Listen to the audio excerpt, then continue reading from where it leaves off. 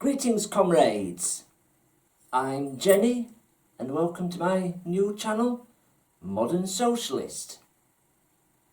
On this channel I'm going to be talking about politics, current affairs and culture and some other things that catch my interest as a socialist. Today though, the subject is something that's become very important, even more so in the last few days and weeks. That is why we need a popular front now. So, what is a popular front, you may ask? Well, the idea comes from the 1930s. The popular fronts in Europe were formed to fight the increasing danger of fascism.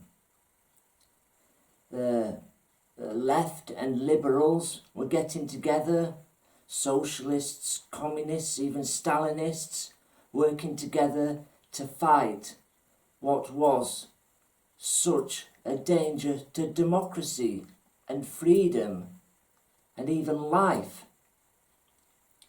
So the Popular Front in 1930 brought to power a government that led the Democratic Republic in Spain against Franco, who invaded and caused a civil war.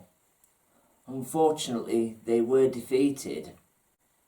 And later, in 1936, the Popular Front came to power and gave France its first socialist prime minister.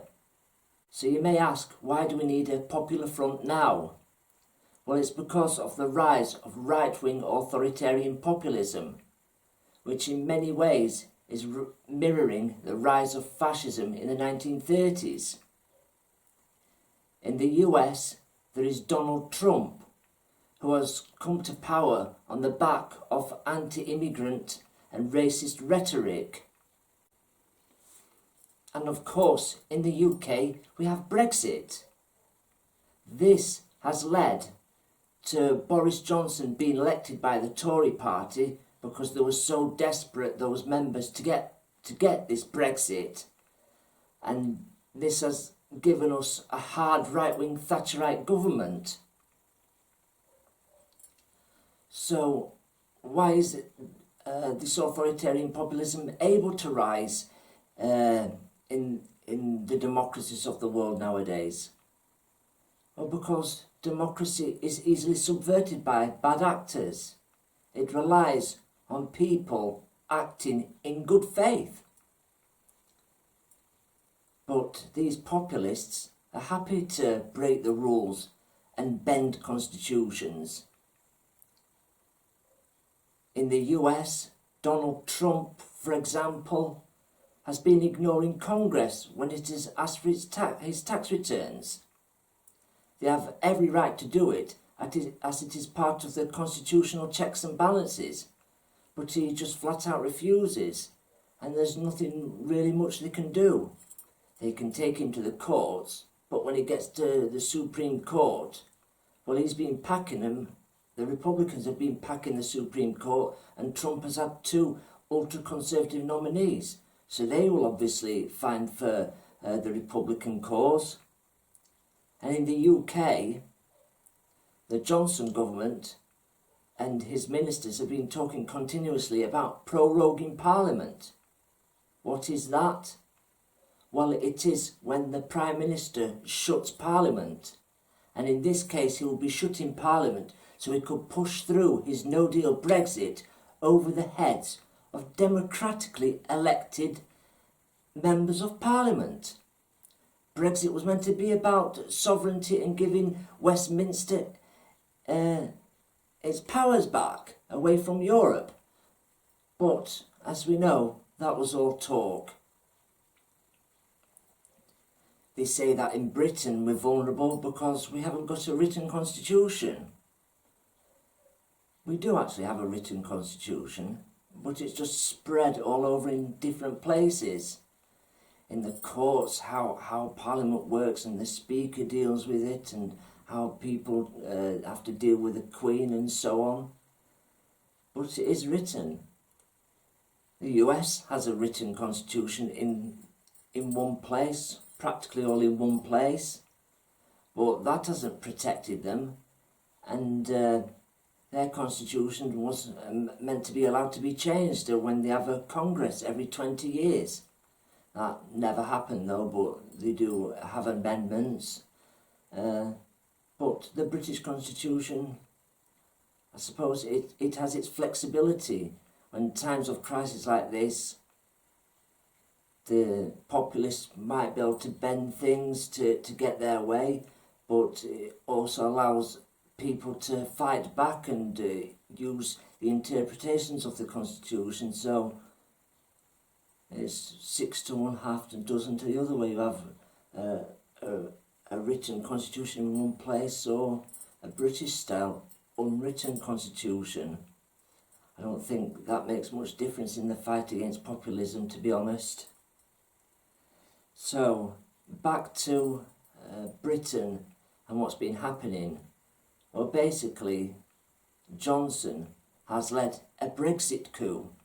He's pushed in his hard right government of Thatcherite economics and social conservatives.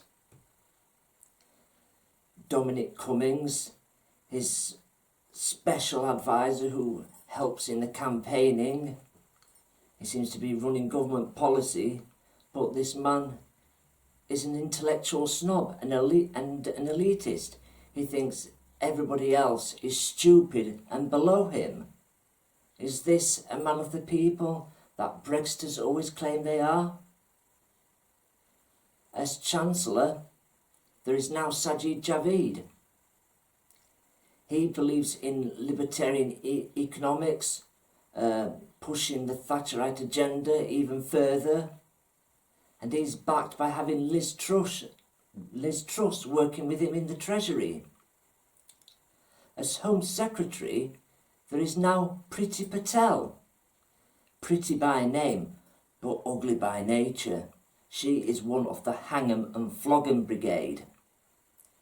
So, as Home Secretary, she's been part of this drive that we've all heard about to create lots more prison places and put a lot more police officers on the streets. But how are they going to pay for this? This magic money tree that everyone talks about? It's absolute nonsense, but it shows their attitudes. Patel wants to put the fear of God into criminals, and they're also talking about now locking up drug users. It's ridiculous, filling prisons up with people who should be in treatment. And why should we be putting them into universities of crime? It'll just make the situation worse when they come out. So, Brexit isn't just about leaving the EU, it is a culture war. The right has dragged us into a culture war that some members of the left don't want to fight because it's not a class war. But we have to fight it. But defeating this Brexit no deal in the culture war would actually be a victory for the left in the class war. So, the Labour leadership, well, Corbyn and his clique around him of Seamus Milne, Andrew Murray and Len McCluskey, they don't seem to want to provide any leadership in this culture war. Corbyn has not really stood up and made it obvious he's fighting.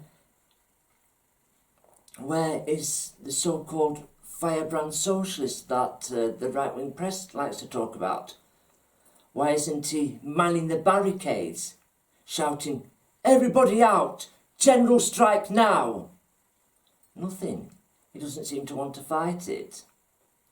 Of course, when it comes to no deal, the Lib Dems with Joe Swinson, she said, Not just that she won't work with Jeremy Corbyn, but she won't even meet him to discuss it. Playing party politics when we need to fight and unite to fight this Brexit, which will be so disastrous for us, economically and socially. But back to the Labour leadership again. They seem to be fetishising the white working class. They're middle class and they don't understand us. I mean, I'm northern, white and working class, as you can hear from my accent. And I'm not an obsessed leaver who moans about immigrants all the time. Well, we're not a monolith here in the north. And what about other members of the working class? Don't they count? Or the minorities, the BAME minorities, they're working class. They do the same jobs as white people. Don't they count? Just don't understand it. But at least Labour have slowly come round a bit more. They've come out against a no-deal Brexit, and they say that they will support a referendum with Remain on the ballot. But with Jeremy Corbyn, he's been so lukewarm. People still find it hard to trust him, but I think when it comes to Brexit, we just have to unite. We have to just get on with it, get all the bickering out of the way, and just do it. They're complaining that he wants to be Prime Minister. Well, he's leader of the opposition, and he is next in line to try and form a government, and he's only a caretaker. He would stop the no deal and then lead us into a general election, so it's not like he can push any policies through, and he would be blocked anyway, because if he did something they didn't agree to, he'd be brought down by a no confidence vote himself. So when it comes to Europe, does Corbyn believe that it's a capitalist club, that it's some sort of evil empire? We can't really know for sure, but we do know he follows the Bennite belief about Europe being bad. But the idea of Europe is good. It's not that we're into the European bureaucracy, the EU bureaucracy, and love Jean-Claude Juncker. It's the idea of Europe working together, countries cooperating. They have brought about peace and relative prosperity on the continent. And cooperating is a socialist ideal. And so is internationalism. It's not just a word, it's something that we believe in and we act upon. And Europe is a good example of internationalist cooperation. So everybody on the left should support it in general. So Brexit is about a culture war pushed on us by the right. So we must fight it as a culture war. We need to have a popular front now. So that's my case. Do you believe a popular front is a good idea? How do you think we could go about creating a popular front? Leave your comments down below and I'll have a read of them. If you liked my video, give it a thumbs up. If you're right wing, you probably stopped watching a long time ago and give me a thumbs down. Don't know why you couldn't watch the video and engage with the ideas, but that seems to be the way politics and society has gone recently. So, I'll be making videos in the future, more videos as I said, and I promise they will get better as I get used to speaking in front of the camera. So if you want to catch more of my stuff, subscribe, click subscribe, ring the bell so you get notified, and you'll see my new videos. Thanks for watching. So long, comrades.